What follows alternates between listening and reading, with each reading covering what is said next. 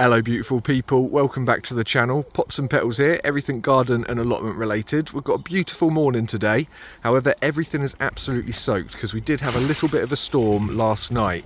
So I did want to try and save some seeds today, but we need some really dry conditions and everything's just a little bit too wet. So we'll see what they're like tomorrow, but there's plenty of jobs to be getting on with. So I've still got plenty of beds that need a good weed, I've got loads of harvesting to do, deadheading, and I keep looking at those wild areas just wanting to get stuck in. So we'll go and have a little look at those to see if we can start clearing up some of those beds as well. And I believe we've got a few seeds to sow. So it's a bit of a bits and bobs day today, all sorts happening. So let's just get stuck in and see what we can get through today.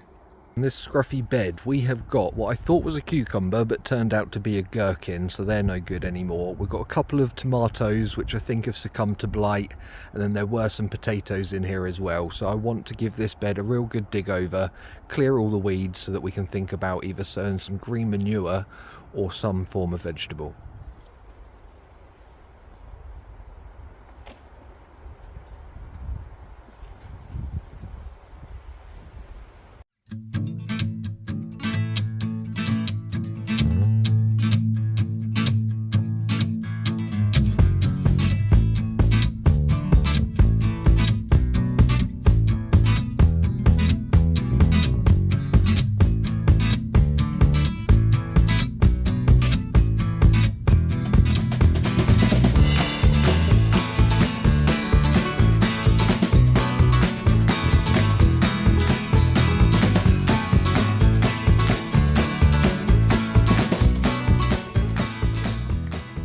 That's one bed done, and we've managed to get some potatoes to take home, but I do just want to give the area around the pond a bit of a tidy up. All the grass that has grown and going to seed, it's going everywhere, so I want to chop that down before it makes the situation even worse. And there's a couple of potato pots that I just want to clear out as well. So you will notice I'll give it a good bash around so that if there are any little frogs or anything else in there, they should jump back into the pond, so that when I go in there with the strimmer, I'm not going to cause absolute havoc.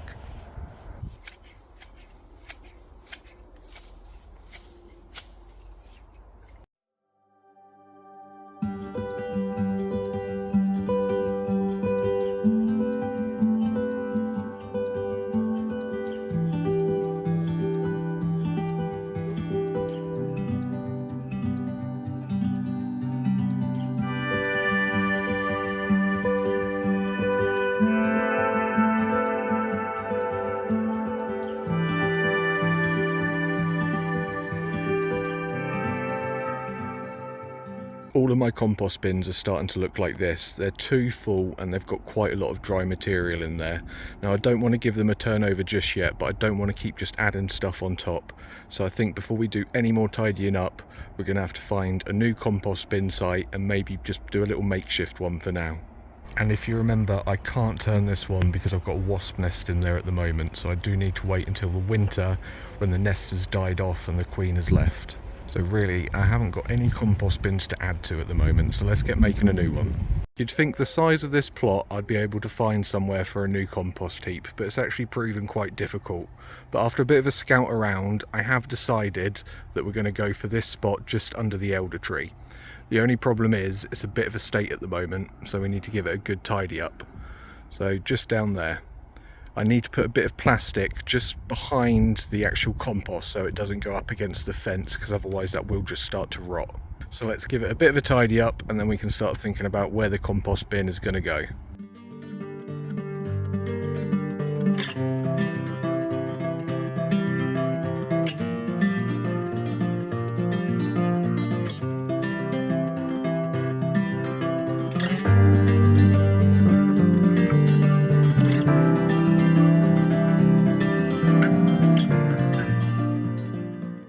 That bit of plastic should stop any of the compost rotting the fence post or the fence away.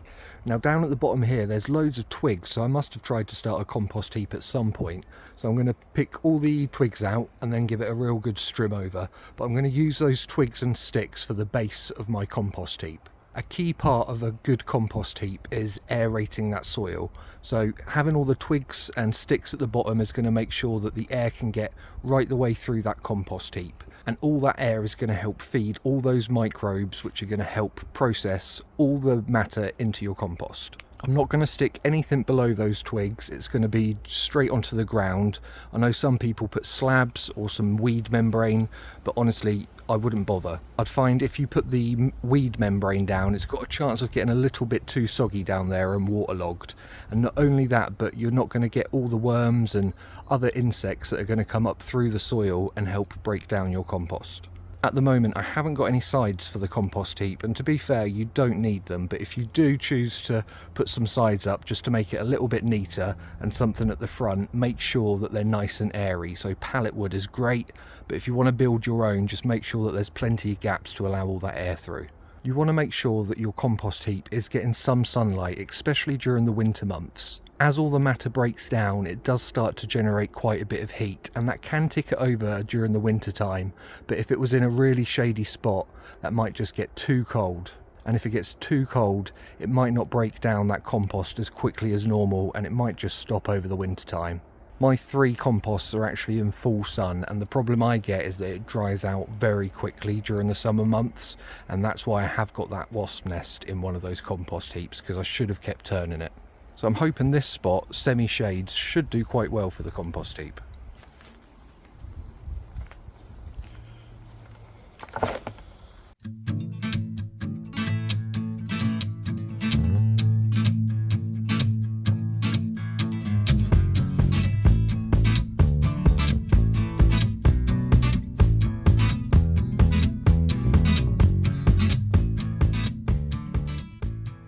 Absolutely sweltering after that, doing that in the full sun, but it's all nice and done. I've cleared a space for the compost heap, and I've even got a pile of topsoil. Now there's loads of plastic in there from the previous owners, so I'm not going to use it on any of the veg beds, but it can be used round in the nature area / seating area that I'm going to be doing in the autumn. I'm leaving that area down there until I start the project round the corner, but I think I'm going to have a little break and then we can start filling it up with the material.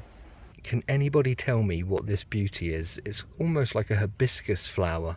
I sowed a wild seed mix down here probably about 6 months ago, but not much has germinated. But this is an absolute beauty. I'll have a look when I get home, but stunning. We'll start by adding the twigs on the bottom, like I said, but you are going to want a mixture of green and brown waste in your compost heap. So your green waste are things like your annual weeds, your veg peelings, any green vegetation from the allotment really, and also your grass cuttings. However, I would just recommend not putting them on all at once and in one go. If you are putting them in, layer them in with plenty of brown material. So your brown waste, they're things such as your wood prunings, any twiggy bits. You could even add bark chippings, but again, don't add too much of those, and also cardboard. It's a good idea to chop your brown material up as small as possible, as it is going to take a little bit longer to rot down. But with anything you're adding into the compost, I would just try and break it up as much as you can. The bigger the heap, the more microorganisms that there are in there breaking it down, whereas a smaller heap needs a little bit more attention. If you've got loads to add at once, it is a good idea to lasagna it, and that just means adding it in layers. So do a layer of the green material, then a layer of your brown, and just repeat that until it's all finished. You want to be aiming for about 30 to 40% green to 60 to 70% brown. And that's just to give it the best conditions for all those microorganisms that are going to be breaking down that soil. If you have too much green, it's going to get too wet and soggy, and if you have too much brown, it's going to dry out.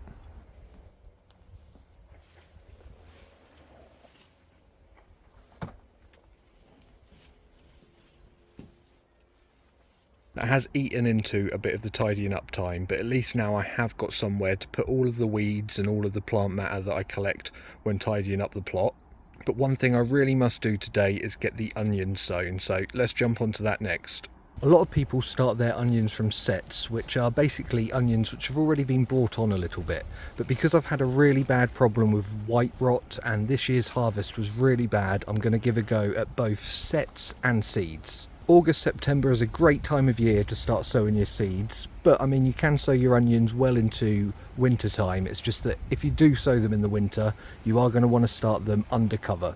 The whole idea is that you want a really decent sized plant by the springtime, because as soon as those days start getting longer next year, that triggers the plant into bulbing. So bigger the plant at that point, the bigger bulbs you're going to get in the long term.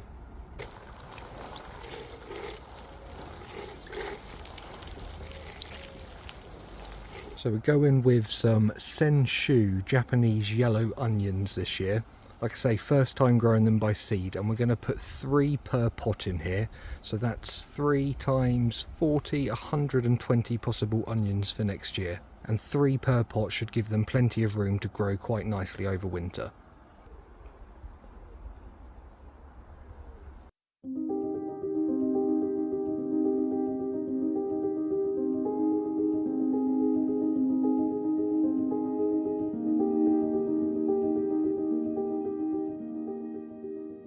We're giving them a nice water in, and now we'll just leave them on the table and they should germinate within the next 14 days.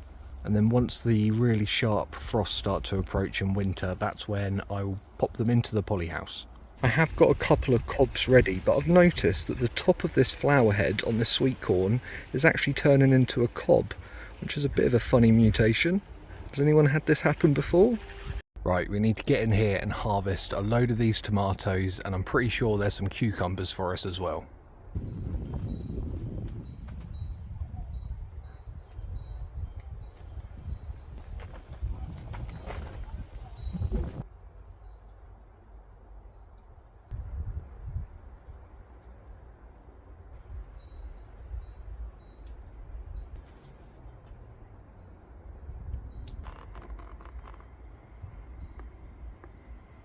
Beautiful harvest from the polyhouse as per. So we've got loads of different types of tomatoes in there, sun gold, loads of cherries, and then we've got a couple of the standard cucumbers, and then on the far right those things that look like orange melons, well, they are lemon apple cucumbers.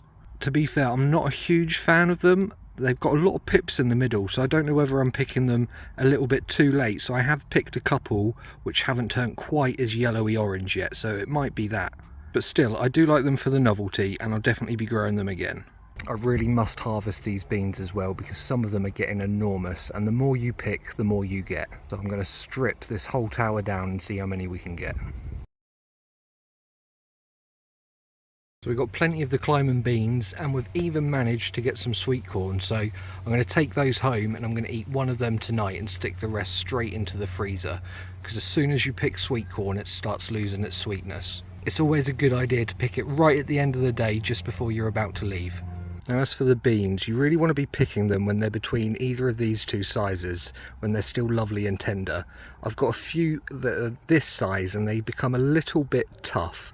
So all you need to do with these big chunky ones, some of them have got little beans inside, which will be really sweet and succulent, so they're nice to eat on their own. If not, just de-string them, which just means removing these sides, and chop them into really small pieces and fry them with some butter and some garlic, and they're absolutely beautiful.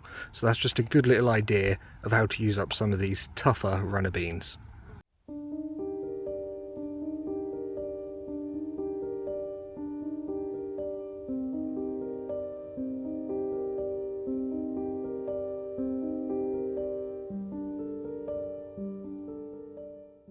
So that's all we've got time for today, folks. We've managed to build a new compost heap, which wasn't on the cards today, so I'm glad we've got that done before autumn, because there's going to be a lot of things to cut back soon. We've also managed to get the seeds in for the onions, so I'm happy about that, and they should be showing their faces in the next couple of weeks.